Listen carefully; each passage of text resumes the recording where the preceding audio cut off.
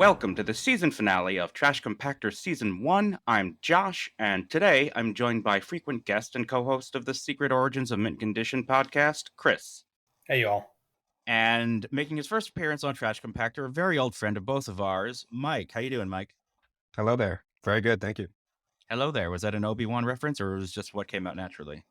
Let's say it came out naturally and inadvertently turned into an Obi-Wan reference. Fair enough. It evolved as you were saying it. I could hear that. It was very nuanced.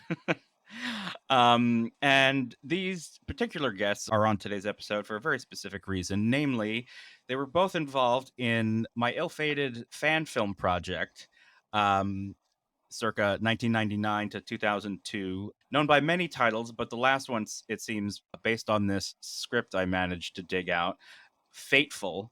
And I want to talk to both of you. First off, what's your first memory of this fan film project? So we were in high school, and both of you, I know, Mike, you were going to play one of the leads, and Chris, you were going to play one of the leads, right? I think so. I think so. That sounds right. Yeah. I think I was playing. If he wasn't named Delbon, then I think I was the younger apprentice.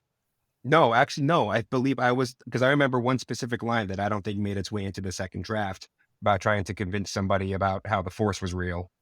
And that line could only have been coming from a master, I think. Oh, well, that's interesting. Well, so regardless, what are your memories of the project? Mike, why don't we start with you? Sure. Well, I don't remember specifically the first time you came to me and talked about it. I remember there was, a period of time, few months, when it was kind of just in the ether between us and the group, those that were involved. But what I do remember specifically is the table read in your backyard of what was an early draft, or I don't know if you can even call it a first draft. It definitely wasn't called Fateful yet. I don't even know if the character names were the same. But yeah, we just sat down and had a read. And Chris, you were there. It was you, me, you, Josh. I think Max was there as well. Yeah, that's my most vivid memory of this project. Besides, I remember we did test footage in your backyard also of me with a double-bladed lightsaber that disconnected into two individual ones. And I did some, pretty simple stuff with it. And Well, you mentioned simple for some people. The rest of us looked on and all, but simple for some of you. But I remember you saying that it was frame by frame reminded me that when you sent me the original one, I remember looking at it and like something didn't look right. And it turned out that you had missed one frame. And like, as I was spinning it around, it looked like the lightsaber was cutting through my wrist. And you actually had to go in and you found one individual frame that you had missed. Do you remember that? I did not. I still don't, but I believe you. That sounds, it's too specific to have been fabricated. Right, to be fabricated. Yeah, so that definitely sounds true. Yeah, because that was the VFX part of it. You wanted to see the kind of choreography we can do. And yeah, that's but the most vivid memory is definitely the duel with Max and the table read. And Chris, what about you? You probably don't remember the very first memory of it, but what are your general memories about this project from that time? First of all, I was really excited to do this episode because as I sort of like read the script and thought back on my memories, it occurred to me that every single one of them was embarrassing. So I was really looking forward to sharing each of those here today. So let's start. Wait, I'm sorry. Embarrassing for who? For you? Oh, no, for me. Oh, this is for me. Okay. And and it's the kind of thing that, like, looking back, I'm sometimes your brain goes, "Hey, remember when you did this thing? That was super cool, dude." Yeah, my brain likes to do that. So this is embarrassing, and so I'm going to enjoy the hell out of sharing this, actually. So one thing I remember very vividly was that when this was talked about, up until this point, Josh, you and I had done a number of sort of like screen test type lightsaber duel type things. And some of it was like the unofficial play in your backyard when we were younger. And then as we got older and you figured out, oh, I can make lightsabers, I was like, I want a lightsaber. But learning about the experience that Mike had with martial arts and that Max had, it was very exciting that it was like, ooh, think of what we could do with that kind of choreography.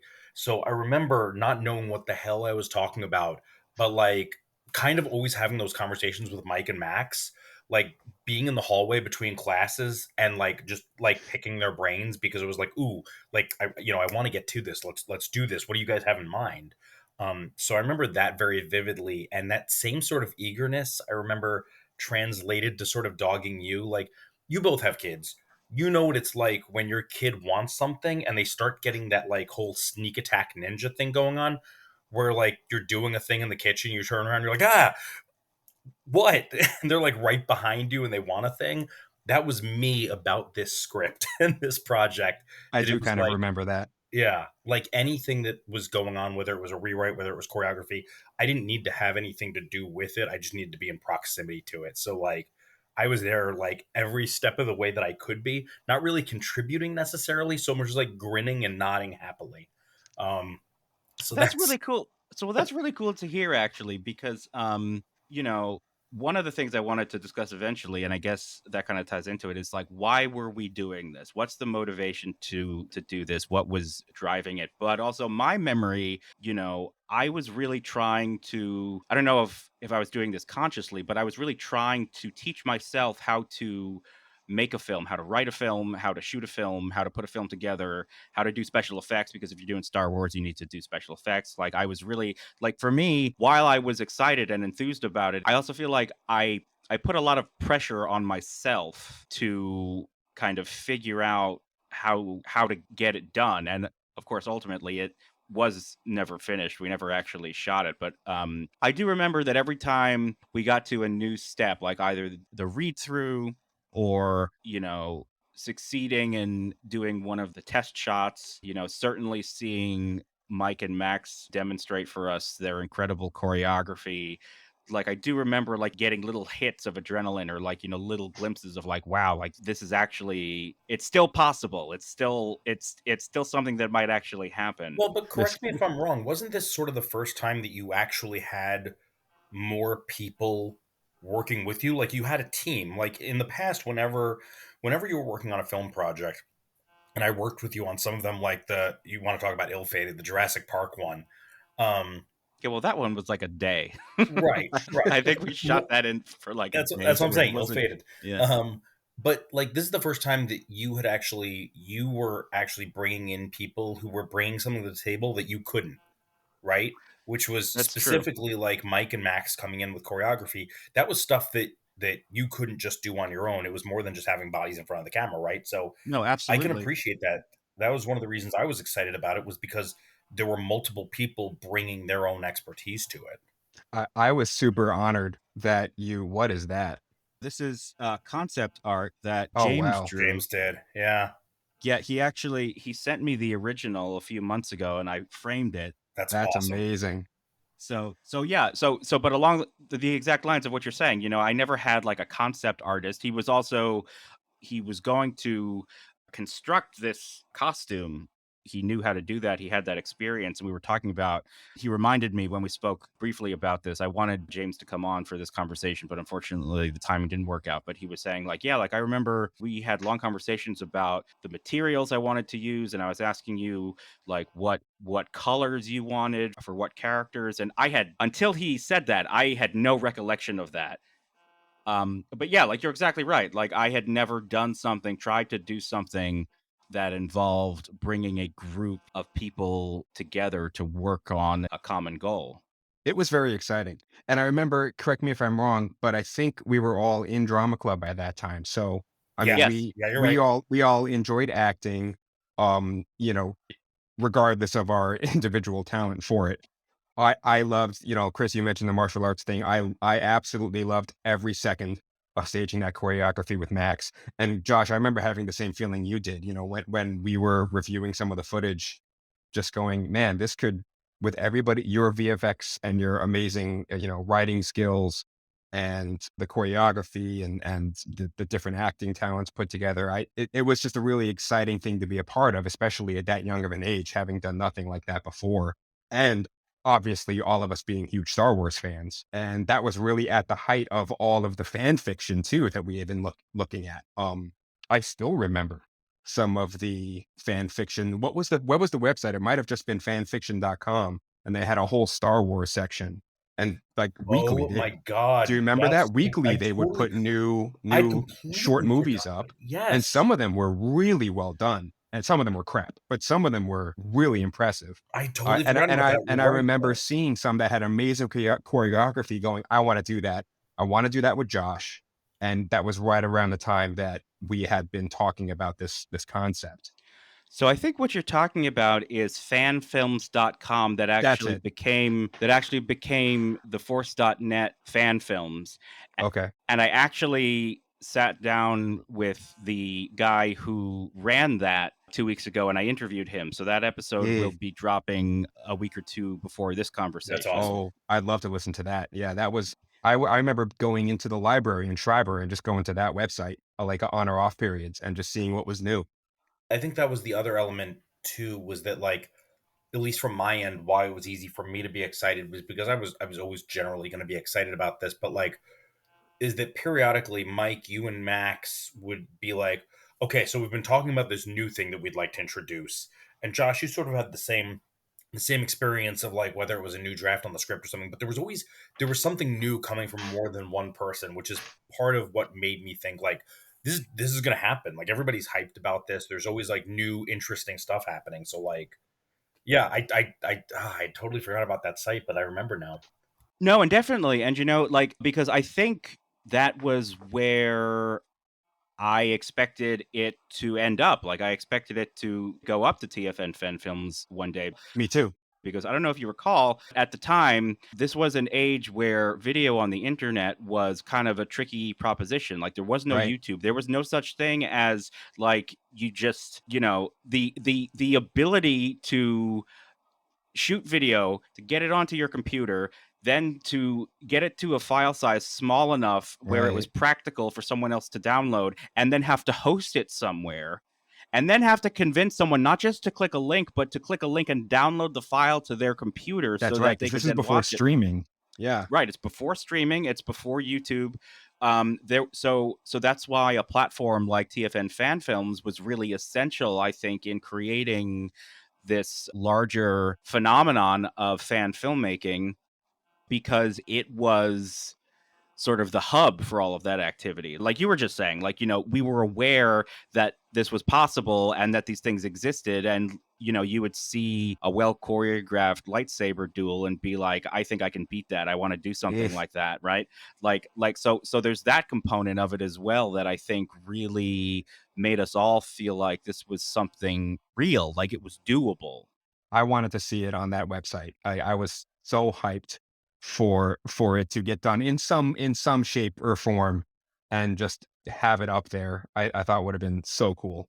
Yeah, well, instead we just have a bunch of read-throughs and special effects tests. I know, Mike. Yeah. There's one in particular that I know exists.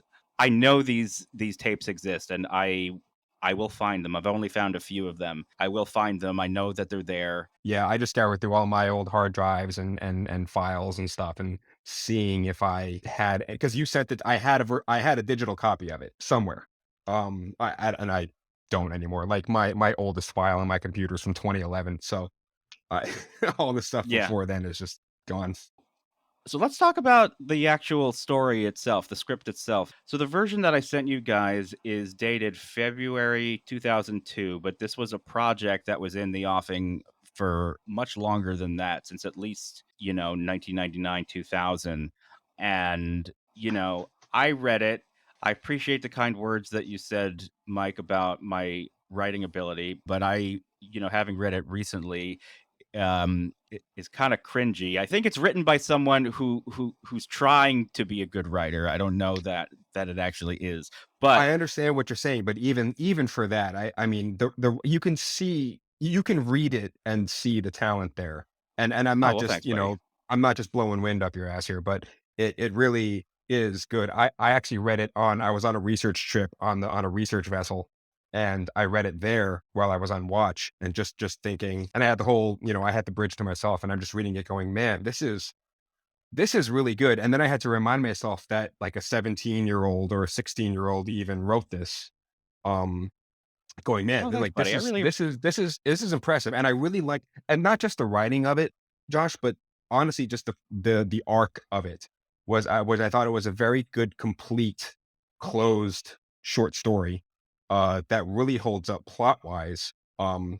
I love the way it jumps around in time. It starts at the end and it kind of ends kind of where it started again, with clips going to the end throughout in kind of a Tarantino-esque or a, or a Nolan-esque type style, well ahead of its time, I think. That is just very enjoyable. And I think it absolutely could have evolved into, like, if you tried to write this now, I'm sure it would be even better with all of your experience since then. Oh, well, thank you. I am genuinely very humbled and appreciative by those kind words. It's one thing that I do think that is there, like it was definitely written with an eye toward, you know, kind of gesturing at a large epic story, but with an eye toward making it containable to what I thought we could do. So, like, if you read it, there's only really like three, four, maybe five locations, and Mm. only one real set that we would have to work at. It's like, there's like an alleyway, and there's The landscape yeah, of the like the duel. Yeah. landscape, like the right where the duel happens, and The bar. the bar, and the spaceship cockpit is really the only one that we would have had to Mm. figure out how to finagle together. But I have a feeling with the resources of our drama club department, we could have had them do something pretty spectacular for us. But so yeah, it struck me when reading it that it was smart how I wrote it. I wrote it, thinking in the back of my mind, okay, like, how are we actually going to do this? So Mm. it's not like, huge armies of stormtroopers or like huge space battles. It's sort of like a personal thing, and it's contained.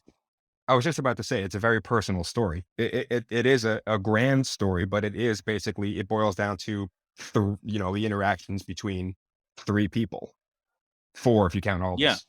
And it's just like you said, it's a very personal story. Yeah, my one main critique, and this is just me in general, I just think it's overwritten. I just think it's very wordy. Well, but I But mean, it's funny because that's what Mike was saying to build off of that a little bit. Yeah, I mean, when I reread it, like I can see what you're saying, Josh. But the thing is, as somebody who was writing at the same time as you were, and my writing was so much more heavy-handed, it's very easy for me to draw distinctions between like our styles of writing at that time, and like just how good you were at having a much softer touch. And yeah, sometimes it got a little bit wordy, but also like, I think that's some of that is youth, and some of that is inexperience. But like, the other thing is that, I personally imagine is really having to pour your heart into that script because you were also trying to keep it something we could film, right? So since you couldn't lean on special effects, you couldn't lean on aspects of storytelling that you would now, which you would do with your filmmaking as opposed to your writing. Since you couldn't lean on those things, you had to write more story, I think. I don't think it's wordy per se. What I think it is, my take on it is more so that there's a difference between writing dialogue in a normal, fiction world and writing dialogue in a Star Wars world. Not that's not very just true. science, not just science fiction in general, but Sure. specifically, like, characters in the Star Wars metaverse have a very specific way of talking. Um, and what I see is someone who is trying to write something in that vein without really trying to make it campy or corny. And I think that's what I see from it is you're trying very obviously to write it in the Star Wars manner of speaking, and not and I actually in a smaller subset of that, not just the Star Wars manner of speaking, but the Jedi way of speaking. Jedi masters have a very That specific I way of agree with. Yeah. talking. Padawans have a very specific way of talking. Every character in this universe has their own kind of specific, what's the word I'm looking for here? Not dialect, mannerisms. That's verbal, but you know what I'm trying to say, or Well, like physical Yeah, speech rather. like patterns. There's a word. Speech Yeah. pattern, yeah. But I think you did a good job on that, in kind of not overdoing it. So I don't think it's wordy at all, honestly, and I think it's just more Star Warsy, if that makes sense. no, totally. No, no. And I mean, first off, I just want to say I genuinely am very appreciative of the kindness of what you both have said. I did not come here expecting this to be a love fest about my writing. I actually thought it was more going to be like a taking the piss sesh. But so Don't be fooled, listeners. We signed a disclosure. We signed a waiver form. so but no, I mean genuinely that's very lovely of both of you to say. One thing, and I do think you're right, reading it, I can tell that I was like trying to inhabit the voice of the way we had just heard Jedi Masters and Jedi Padawan learners speak in episode 1. So because if you look at the this is date, prequel speak. Yeah. so this this is is Qui-Gon and Obi-Wan speak for sure. That's what I Right. was always visualizing when I'm reading this. It's Same here. okay, this is the relationship, because we hadn't really seen that this was prior to this. Right, exactly. And if you look at the date, so this draft is February 2002. So this is before even Attack of the Clones. So the only Star Wars prequel, Star Wars Jedi Star Wars that we had seen was just episode 1, The Phantom Menace. I think you're right. Like the one character, the Aldous character, who's sort of like the smuggler Han Solo character, I think was the attempt to sort of add another flavor in there that maybe in retrospect I was sort of aware was kind of missing from episode 1. And there's something fun, the idea you're taking a young Jedi and then throwing them together with like a hard-edged smuggler guy and like have them play off each other. It's a whole different setup dynamic, There are definitely archetypes in the script. I mean, you can't really do Star Wars without doing archetypes. So yeah, you have the Master, the Padawan, the Smuggler, and the Smith. I mean, or the Sith rather, excuse me. And those are like the typical archetypes you'll see in a Star Wars story. And what I really like about some of the newer content that's coming out is they're trying to get away from those archetypes a bit. And I really appreciate, like Rogue One tried to get away from it, which I think is severely underrated. Agreed. Andor, which is obviously very Rogue One-esque. Kind of, I feel like those are kind of the offshoots that are trying to steer away from those archetypes. No, definitely. Like, one thing that I wanted to ask you both was there are a number of reasons why, I feel like the heyday of fan films, in particular Star Wars fan films, is behind us. And one of the reasons is the need for them has kind of been obviated by all of this new Star Wars content that we're getting that is professionally made and licensed and is exploring all of these underexplored corners of the Star Wars galaxy that at the time, like, we were left to our own devices to kind of imagine for ourselves. And, they are doing things like they're trying different styles and like really stretching the Star Wars concept to see where it can go and what else it can do beyond the same old. And one interesting thing about fan films in general, which you alluded to before with watching the new fan films that would come out on TFN Fan Films way back in the day, is that like the cliche in my mind about Star Wars fan films is that it's all like lightsaber fights in the forest, right? I mean, like, that's what the vast majority of them are. And I think this one has a lot of that, but I was trying to also make it more than that. It was the story that led up to that. Like, okay, they're having a lightsaber duel in the forest, but what's the backstory to it? We would actually earn that fight. So that by the time we got to it, people were like, oh, cool. Okay, so this is, like you said, Mike, this is part of the story. It's not just an excuse to wield lightsabers. Right. It's kind of, meta in that sense where it's like, okay, you took the biggest general cliche you just mentioned, the lightsaber fight in the forest.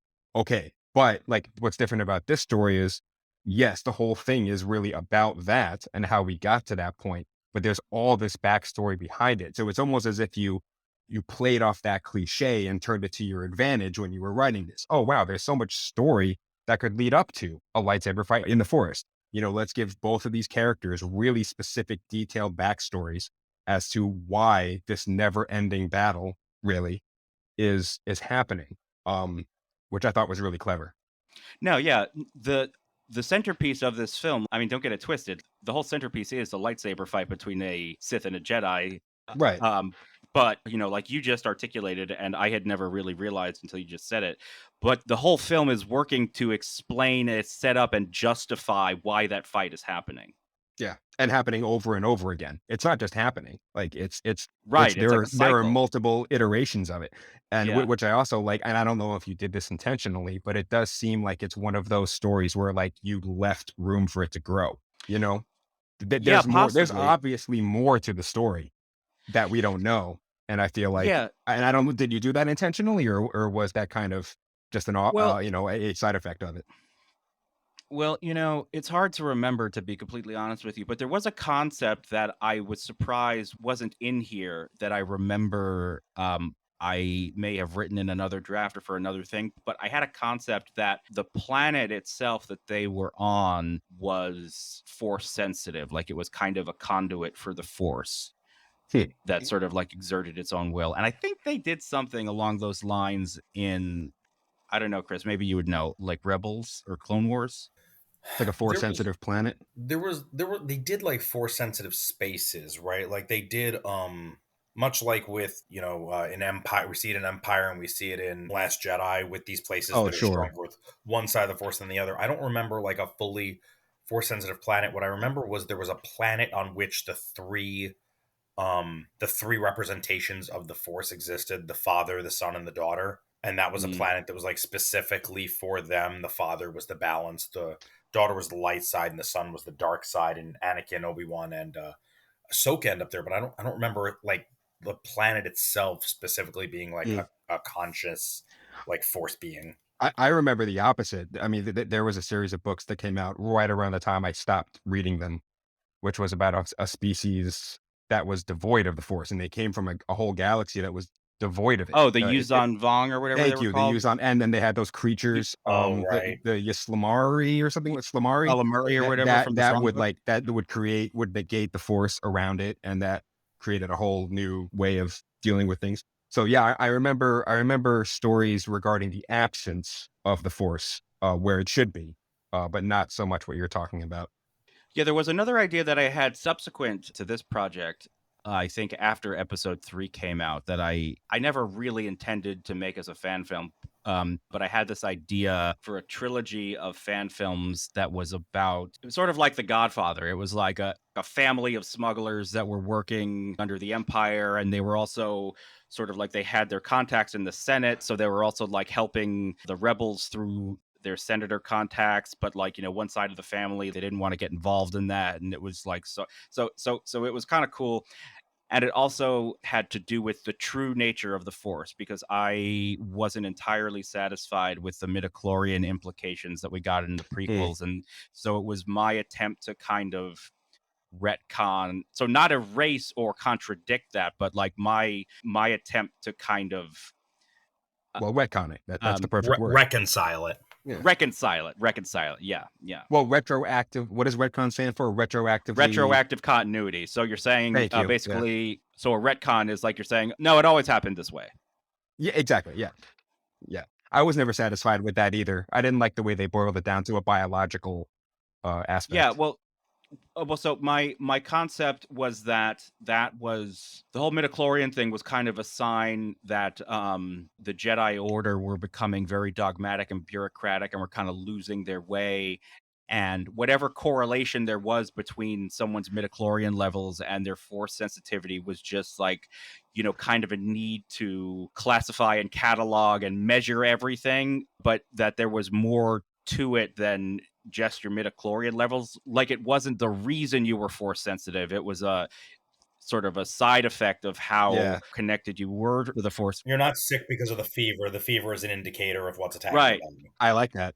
So, and not only that, though, story would have also centered around a fugitive that was being hunted by the Empire. He had this really important information that the Emperor did not want to get out to the wider galaxy. And so the characters that we follow, not straight up heroes, it's sort of a little grayer than that, because they're mercenaries, but they Anti-heroes end up, to an extent. yeah, right. Yeah, but they end up having to rescue this guy, and it eventually comes out the secret that he knows, the thing that he knows is that Spoilers.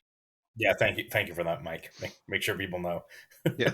Spoilers. In case you ever make this 20 years from now. Spoilers. Right. yeah, but right. The secret he has is that he knows that someone's midichlorian levels have nothing to do with whether or not you can be a Jedi. And the Emperor doesn't want the average Joe to think that they have the potential to use the Force and become a Jedi. Like, it's in the Emperor's interest to perpetuate the falsehood that it's a genetic thing and you either have it or you don't. This sounds like it's influenced a little bit by, and I don't remember where you would have been in your X-Files watching arc, but it sounds a little bit like the what is the group of the three guys, the gunmen, Oh, the Lone Gunman? the lone gunman. Yeah. It sounds a little bit like that. They've got that information about some source of authority withholding information because they don't want the general population to know and therefore gain that power. So I'm just kind of curious, like, what influenced that line of thinking, because it's so not Star Wars, right? Like it's so subversive in Yeah. a way that like is not really Star Wars. Usually doesn't. I like Star Wars a lot. Obviously, I'm a big fan, and the newer stuff runs kind of deep, but like a lot of the Star Wars, you're not going to find a conspiracy that runs that deep or is Right. necessarily like that sinister, right? So I'm kind of curious as to where that came from for you. If you even know. Yeah, well, so Right, that's right. interesting because in my mind, like, it wasn't so much a conspiracy. It was more like, the Empire is the dominant force in the galaxy, right? And they clamped down on free thought, free thinking. And really, what it was it came out of conversations that I had with my friend John, who's also a frequent guest on the podcast, about how, like, when he was a kid, he always thought that force sensitivity and whether or not you could be a Jedi was more akin to like martial arts training, right? Like, anyone could do it, but you have to train and learn. Some people are maybe quicker to pick it up than others, so they're closer to that mastery. But that at the end of the day, anyone could be a Jedi, Right. which was an idea that I really liked. And I was trying to square that with the version that was presented in the prequel films, that no, it's something genetic that you inherit and there's a biological component. So I think I realized that that could make a cool story, that in universe they believe the midichlorian stuff, but that it's actually not true. It's actually wrong. And that would be useful for the Emperor because, even like I was watching the new episode of Andor and they're sentencing all of these quote unquote criminals, and you can see what the charges are. And the charge for one of them was suspected force sensitivity, Huh. right? So this idea that you wouldn't want the citizens of the galaxy to think that they had any power that they could use against the Emperor, right? Right. I would have watched that. That sounds like a story. That sounds like a story I would have really enjoyed. I would have watched that. That's kind of the direction I wish that the Star Wars universe would go in. Is kind of that more deep kind of exploration of some of the core concepts, but while still doing it in a way that makes sense. Yeah, no, and I feel like that, I mean, obviously with the amount of output that we've been getting, like, some is more successful than others, but broadly speaking, I do think that's what new Star Wars is trying to do. I think it is moving in that direction, certainly. So did we talk about where we think that desire to make a fan film, like where it comes from, what sort of the motivation is, or did we kind of cover that, you The think? motivation behind it, not really. I mean, we talked about our reaction to it, how Right. excited we were. But I mean, I think obviously the motivation, and I think it's different for each person, but you've always struck me as the creator type. So like you really wanted to create something and you wanted to create something that you were a fan of. And I wanted to create something too, but I didn't have that sort of putting all the pieces together skill or the script writing skill that I think you had, but I could bring something else to the table. So for me the motivation was how can I make this project, which is already good, better for something that I already love, Star Wars, want to be a part of. A really close friend of mine has this idea. I think I could contribute. So that was really my motivation was to, and I'm sure there was a little bit of ego in there. I mean, everybody wanted to see themselves with a lightsaber. I mean, that was just, we were 16, 17. Chris, you said it before. Like, yeah, I want a lightsaber. Um, That was one you, of the things I actually also remember about the film was like we had a short there was a short like session in your room, Josh, in front of your computer where you were asking everybody what color you wanted Yeah. our lightsabers I to was be. And just you about went to say that. through, like, you went through shade by shade, darker, lighter, purple, yellow. Like, Yeah. I remember that was one of the things that I remember I loved most about Dark Forces 2 Jedi Knight was that in the multiplayer mode, you could pick your Pick color your of lightsaber. lightsaber. Yep. The things you're saying make total sense to me, Mike, because I agree. I know part of it, for me, the biggest part of it was probably like Sam Rockwell from Galaxy Quest. Like, Yeah. I'm just jazzed to be here, man. I'm just jazzed Yeah. to be on the show. Like, that was, but You have a last name, Chris. I do. Do I? Do I? Do I? It's, but it was, Another severely underrated movie. so, and if you haven't yet, go on Amazon Prime. There's a cool little documentary made about Wonderful it. documentary. So I good. haven't seen it yet, but I know about it. I want to watch that. It's delightful. It's so It's making lovely. me want to rewatch the movie. Yeah. I'm going to tell you something that's going to break your heart. They were going to make a Galaxy Quest series for Amazon, Yeah. and then Alan Rickman died. Yeah. And there wasn't really a way to do it without that character, and you certainly wouldn't want to recast that character. I'm glad they No didn't do way. it without him. Yeah. Yeah, no, I know, In me an too. age Like, where that would be all too common, I'm glad they Sure. didn't do that. Or CGI him or something. Right. He has such a way of delivering things, right? Like that moment when he goes, "What am I doing here?" And everybody goes, "There he goes." And I've played Richard III.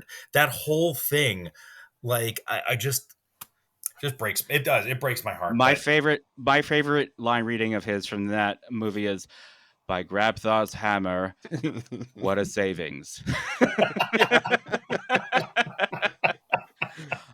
But it's interesting. Like, there is, actually some overlap between the kind of animating spirit, the love of Star Trek and probably Star Wars, but just like sci-fi in general, that is sort of at the heart of a movie like Galaxy Quest, that I think is, at the end of the day, the same animating spirit that makes somebody want to make a Star Wars fan film. Like, Absolutely. that's yeah, You can tell that movie's made by fans.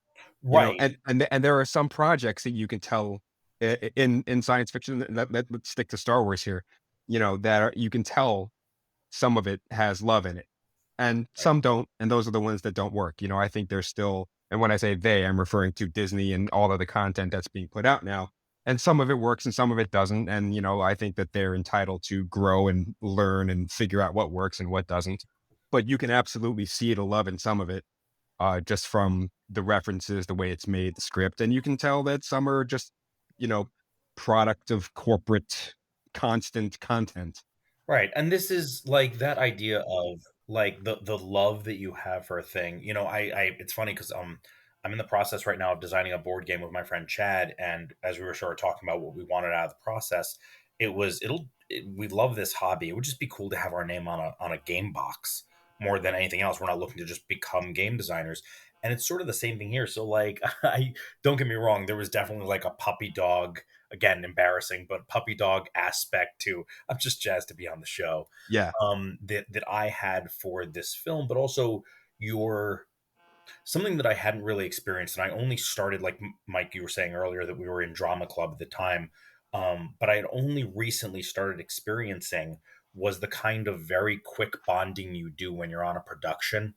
Bond with other people so quickly, and it's so powerful. It's such a powerful feeling of everybody pulling towards the same goal, and like so here you are compounding that with my closest friends getting together and doing that thing, right? So like that only makes it better. And so to be a part of that is you get to be you don't only get to be a part of something special with people you care about, but in the case of Star Wars, like you mentioned that love, you get to be a part of I get to be a part of this universe that I love so much. So even if it's a small part, like I know the guy who plays the one of the X-wing pilots in the second season of The Mandalorian, Paul Sun Hyung, I believe. He was on Kim's Convenience. He's brilliant, like older Asian guy, full beard, yeah. big Star Wars fan. Oh, I know who you're talking about. Yeah, he used to dress up in these. He would do cosplay, and so he got invited onto set to just like, hey, do you want to be a part of this? And he's like, oh my god, do I? Right? He was so excited to be a part of it. So he does it, and so he gets to be part of the Star Wars universe. Like, did he need that work? No. Is that character going to ever get bigger? No. But like, he gets to be an X-wing pilot in. No, I see you shrugging, Mike, and it's like, Yeah, you never ooh, know. ooh, I would love to see him come back because I adore him as an actor. But like but yeah, like, you get to be a part of it permanently, and there's something really special in being part of something you love. So for me, that's, I think, where part of that wanting to be part of the fandom comes from.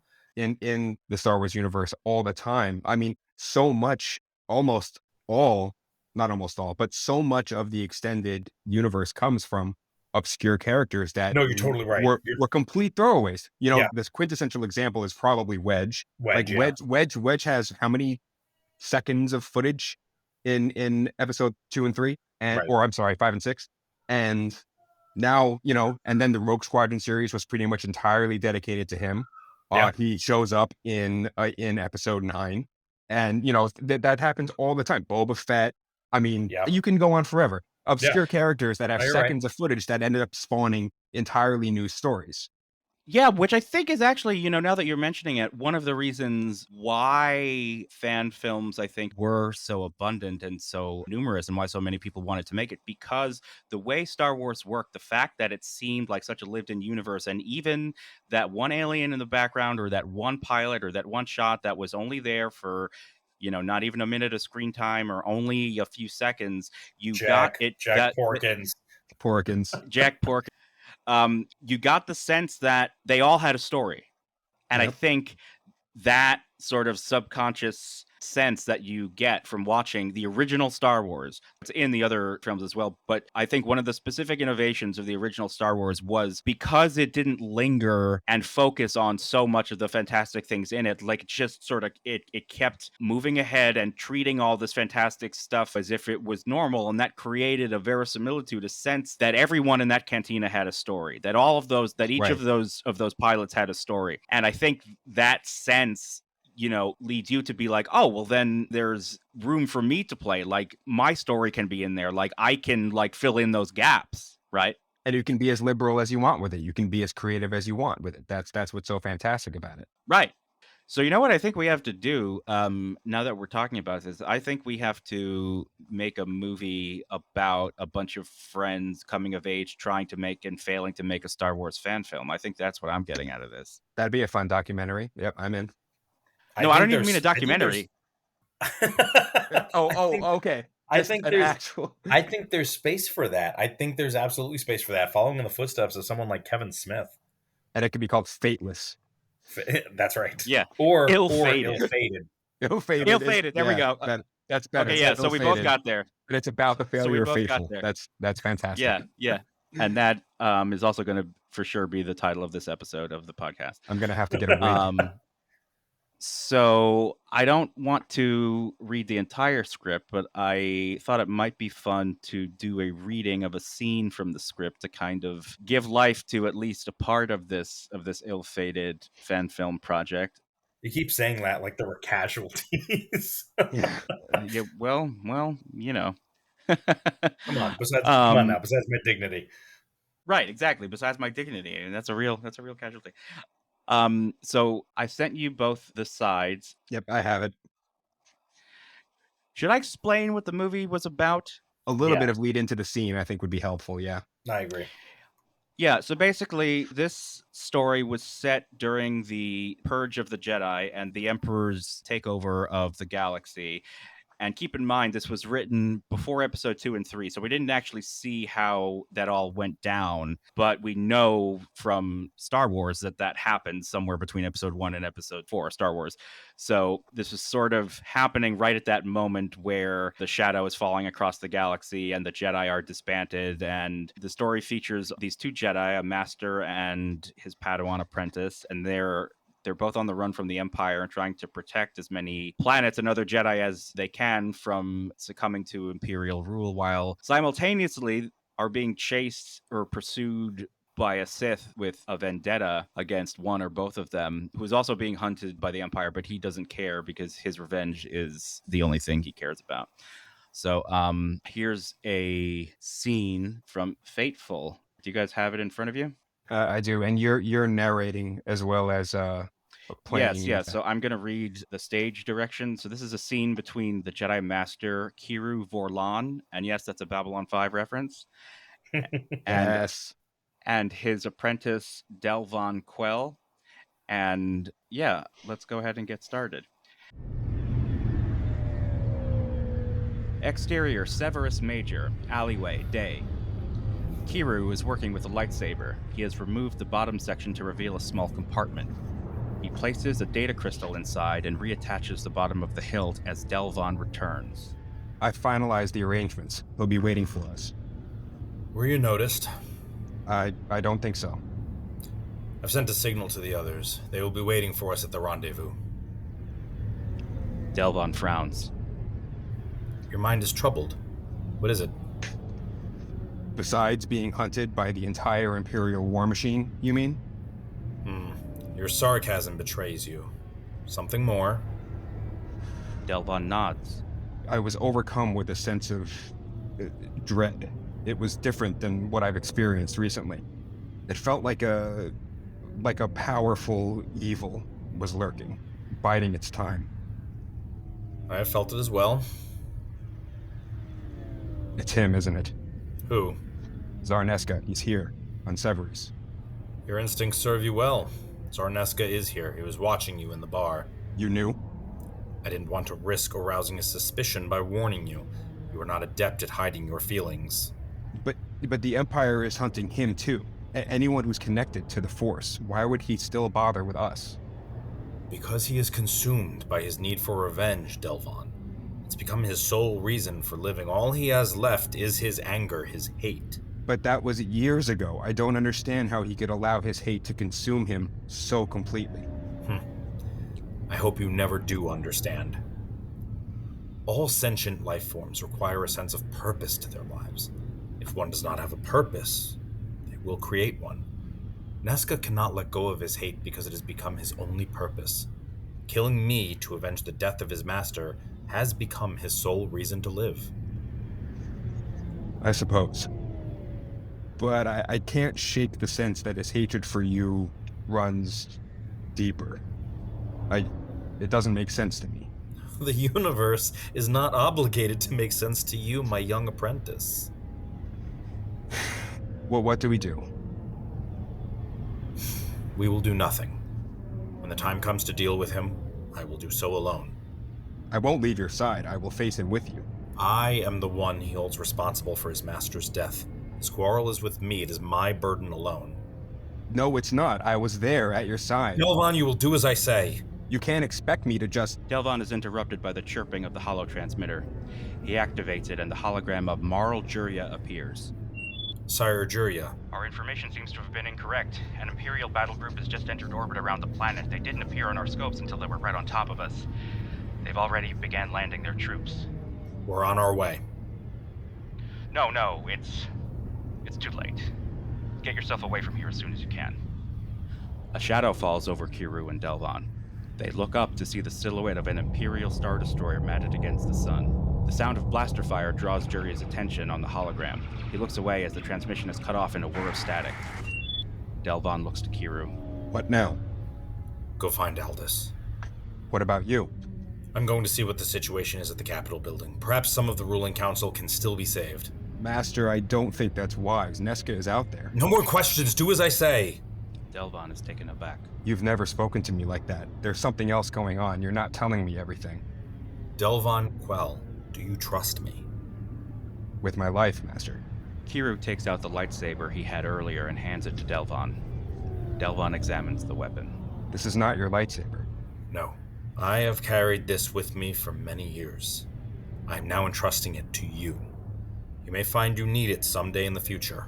Delvon opens his mouth to say something, but no words come out. Go.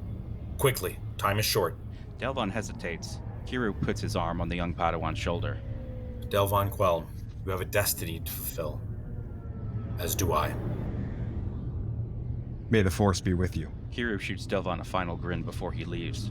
Delvon looks after his master for a moment, then girds his jaw and starts down a path in the opposite direction. And scene. I got chills. I got chills. That's pretty good. Also, I'm sorry, I can't hear girds his jaw without hearing girds his loins. I just couldn't do it. Like, as soon as I read girds, I was like, his loins? No, it's funny because it's been a minute since I've done a table read, but Same here. Like during the beginning of the pandemic, I was still running my theater company, And so we were doing some readings via Zoom. So that instinct of, okay, speak a little bit faster because there's a little bit of lag. Make sure that you don't, wait for certain stage directions that don't necessarily need to be. So it was just funny that all kicked in, and I was like, nope, nope, this is what we didn't want to do, was You, stumble. you Sorry. can't overcome training. Yeah, yeah. Yep. There's You two types can't of people, overcome trained and training. untrained. Right. Too funny. Yeah, that was pretty good. I kind of want to make this. The funny thing is that it would be so totally doable now. Like Yeah. for so many reasons. But so we never finished this. Why do you think that is? Life, Yeah. life's got Yeah. in the way. Life I got mean, remember we're in high school. That's Yeah. kind of what we were doing. Yeah.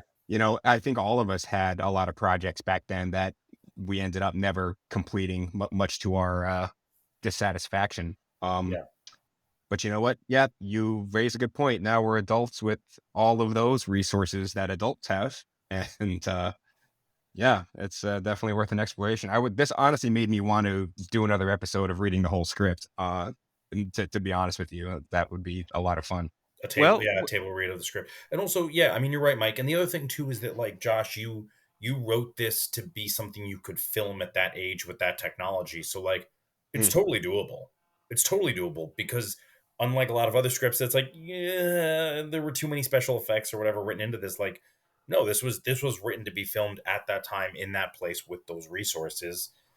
Technology's only gotten better, resources have expanded. Like, but it's interesting, right? Like, Mike, you're absolutely right. I mean, school, but also, like, it's such a big job.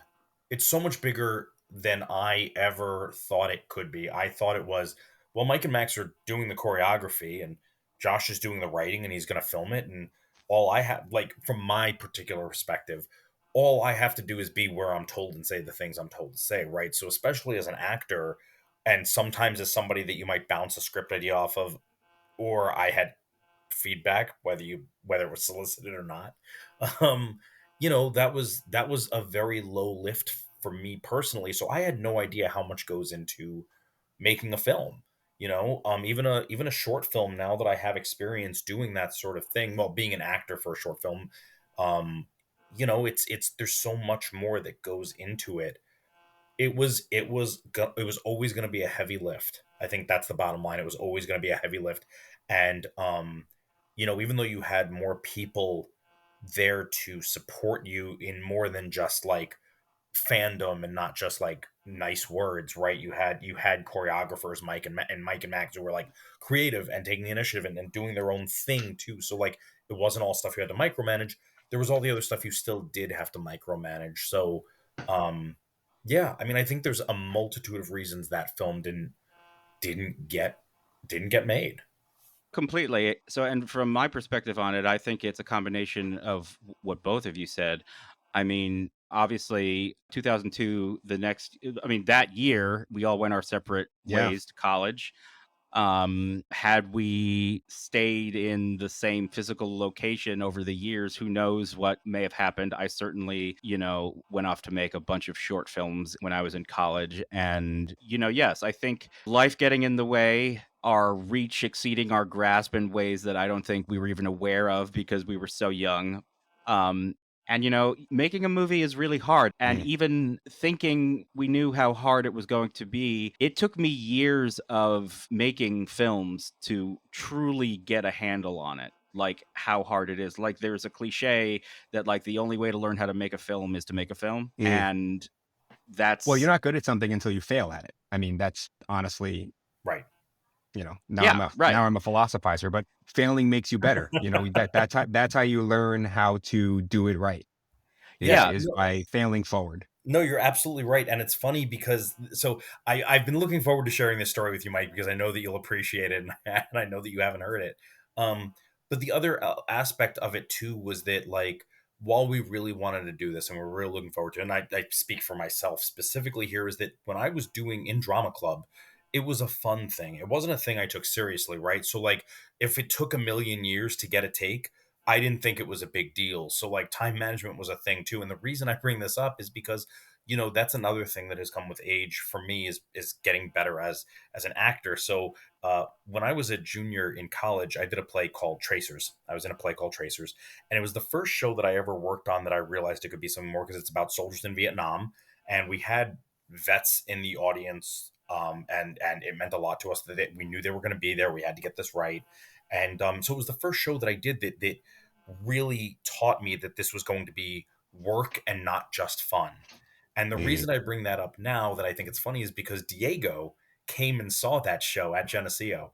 And after the show, it was always very funny to me, because he came up to me, he's like, "Man, that was so good." I'm like, "Thanks. That means a lot to me." And he's like, "No, really, you were so good." I'm like, "Man, that's so generous of you." He was like, "Cause the last time I saw you, you were in high school and you were awful." I'm like, "Oh." He's like, "No, like, you were really bad, but like, this was really good."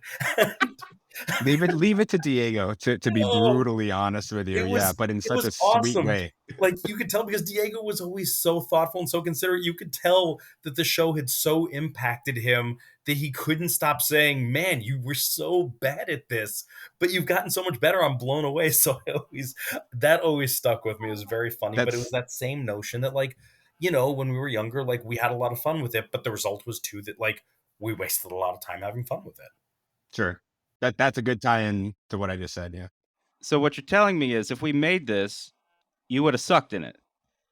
Oh, oh, That- 100. Like, you talked about I over. probably would have You too. you Like, talked about No, overwriting. I would have been overacting. Like, so I don't know if you're going to put it up or not, but before we recorded this, Josh shared some screen tests with us, and one of them is a duel that I partake in with Josh, and I'm just watching it going, "Yeah, no, keep doing your thing, Chris. That's nice work." So 100%, I would have overacted the hell out of that part. I would have given it my best Qui-Gon impression, because I would think that's the only way to do it. So it would have been a bad impression, but also you would have been able to tell it was me doing a bad impression of Liam Neeson. So yes, I'm confident I would be much better at it now. I would have sucked. I well, so not to just totally pile on you, but I want to share some of the shitting upon. No, by all means. This movie would have looked like shit, because I didn't yet have a grasp of, how to shoot, how to compose a shot, where to put the camera. but It would not have been good. It would not have been a good movie. but it would have been What? our pile of shit. Well said. Actually, maybe that's in the running for the title of this episode, Our Pile of Shit. Um, Brilliant. I love it. Ship it. Start making the merchandise. but yeah, this whole conversation, I really want to do something with this, or at least something that takes advantage of that work, or honors the work that we did back then, I because I can see you think I can see it in your pixelated eyes. Yeah, Oh, I gotta you're tell you, churning. Yeah. I haven't gotten to act in a while, and I've been jonesing. So, like, now's the time to take advantage of that particular bug.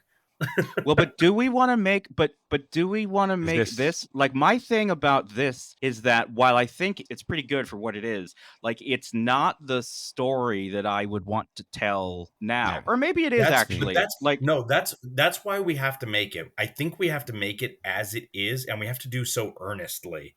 Like, it's gonna be, like, not exactly the story that you necessarily want to tell, but, like, it's a story that you did and that we were all going to tell together, and we can tell that story. And if there are more stories, great. But I personally think that this is a story that, like, no, we tell it earnestly, we tell it as well as we can. And there's something kind of, I think, and I could be wrong, maybe I am overestimating the charm of the three people sitting in on this podcast, but I think it will be endearing. I can only agree. Yeah.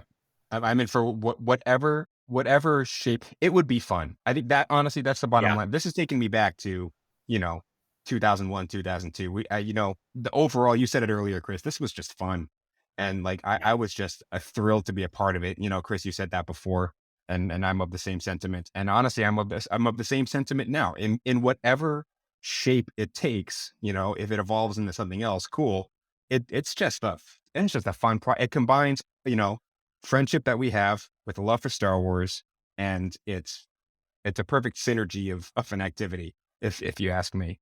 I feel like we could use more of that in this day and age. No, absolutely. Yeah, see, that's another thing, Mike, that I'm gonna absolutely I gotta piggyback on because I agree wholeheartedly, is that I do think that you could write a better script now, Josh. I think you could tell a better story now, but No doubt. like you said, we no longer have that dearth of materials that we used to, right? We have all sorts of stories out there. We have comic books, we have movies, we have TV shows. Like we have all of those things, and I'm not saying that we can't necessarily contribute something that is also like really really good to that canon, but like there's something that is inherently sort of childish in the best way about revisiting this script 20 years later and just doing it because we love it and embracing it, flaws and all, because that's okay.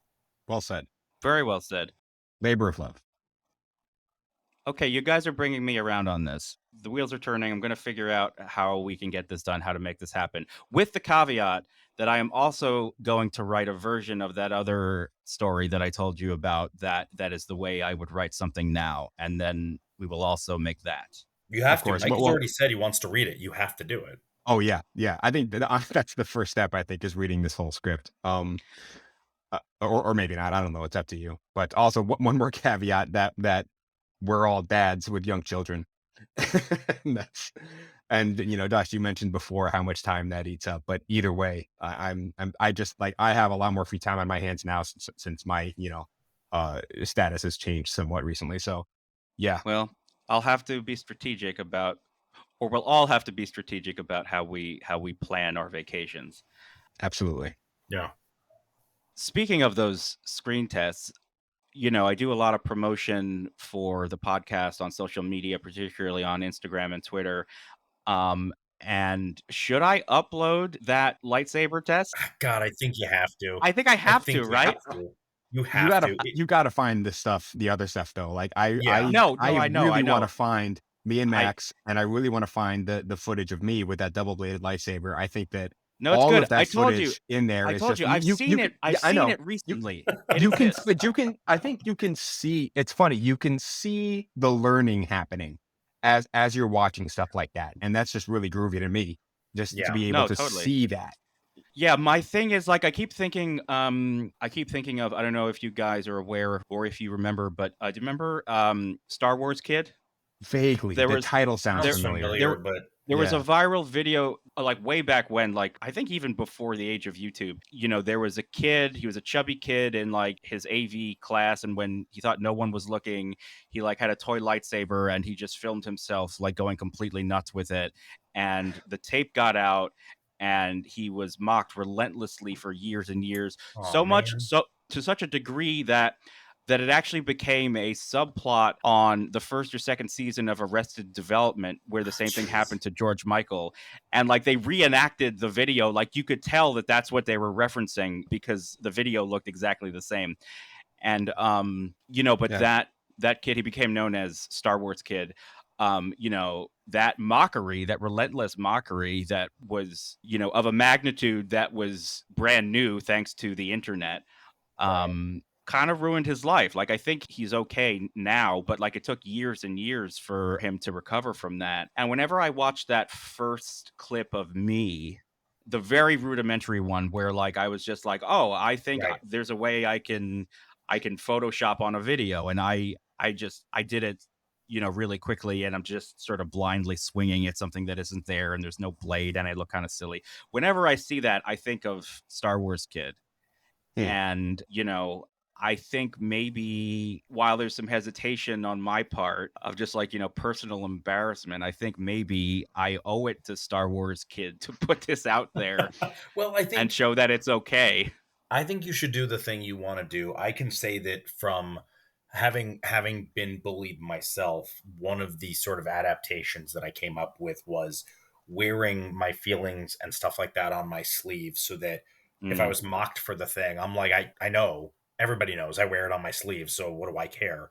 That was some way that I had sort of adapted. And it's something that I do now, not to prevent bullying now, but because like it took me a little while to realize how silly acting is from the standpoint of like I take it seriously. It was my job for years. But like you're pretending to be somebody you're not in a place that doesn't exist in front of people that you're pretending aren't there. Like, what element of Yeah. that isn't silly, right?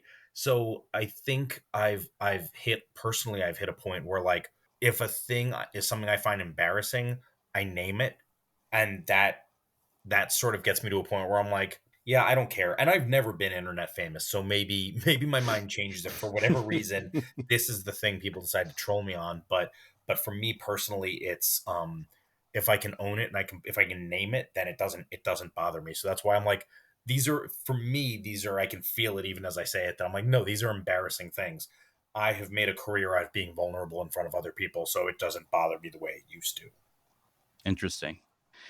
Yeah, so what's the verdict? Should I put it up? I'm a yay. I'm a yay too, but this is your decision, man. You make the decision, and if you decide you want to do it, great. If not, it's your podcast, so Mike and I get outvoted. Mm, Like, dude, you could right. honestly, you could even You're the just, tiebreaker. yeah, you could even just Overruled. show my choreography and be like, this is what we were working on, and I'm fine with it because it's goofy as hell. Especially once we compare it to Mike and Max's, and people will be like, okay, now that's funny because Mike and Max have something, whereas I'm like swinging this fucking thing around like it means something. It's yeah, yeah. I would just love to see it again.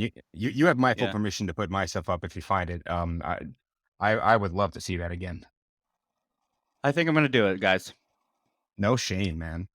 No Seriously, shame. None. No shame. Yeah. no shame. When I watched it today, as you sent, you sent out the revision and that video up like an hour or so before we met, Yeah. and yeah, I was watching it and just like the first thoughts into my head were nowhere near, oh my God, this is embarrassing. And obviously, I have a bias. I know us. I was part of Right. this. I know you guys. I remember that stuff. But nevertheless, I just looked at it and my heart melted. To be honest, just remembering all those fun, good times we had doing this stuff, No, me too, and how much man. and, It's and how much very I'd love to do it again. yeah. No, I'm right there with you. It's very like end of Last Jedi, right? Where all the kids are reenacting what they think happened with Luke and the Resistance and stuff at the end of the movie. It's that, but we were a little older. That's all. I love that. And on that note, I want to thank both of you guys from the bottom of my heart, not just for being willing to talk about this now, but for coming together 20 years ago and trying to make this film happen. That was a really special time. And I know that, over the years, there have been long gaps where we haven't been in touch, but those were really special. It was a special time. And it's always been a part of me and will continue to be. So thank you both. My pleasure. Anytime.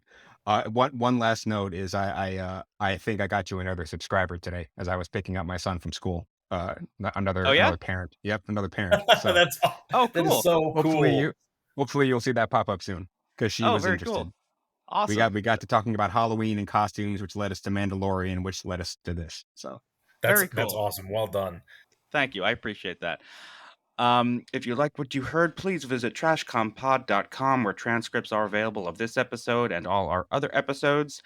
As I mentioned at the top, this is the last episode of our first regular season, though we should have 1 or 2 more bonus episodes coming your way. If you want to know when we announce season 2 and what you can expect from us in 2023, please follow us on social media. We are TrashCompod on Instagram and TrashCompod1 on Twitter, or join our mailing list by visiting trashcompod.com and entering your email in the form that pops up at the bottom of the page. Thank you for coming with us on this journey that we started nearly a year ago, and we hope you'll join us next season. May the Force be with you, and let's fight these bastards for real.